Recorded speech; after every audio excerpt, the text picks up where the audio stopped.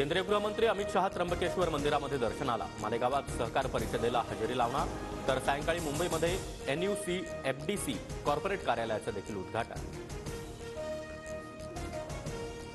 अमित शहांवरील संस्कार कोल्हापूरचे वाटत नाही. शरद पवार यांचा थेट हल्ला.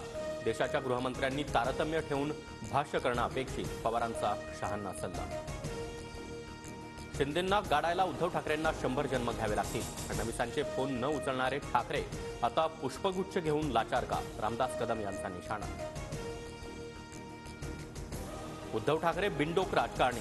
पवार आणि काँग्रेसनं साथ सोडल्यामुळे ठाकरेंकडे दुसरा पर्याय उरला नाही. पालिका स्वबळावर लढण्याच्या ठाकरेंच्या निर्णयावर बावनकुळेंची टीका. बावनकुळेंना महसूल मंत्रीपद देणं हा मोठा गुन्हा. 600 कोटींचा भूखंड 1 रुपयात घेणाऱ्या बावनकुळेंना फडणवीसांनी ताबडतोब अटक करावी. ठाकरेंवरील टीकेनंतर संजय राऊत आक्रमक.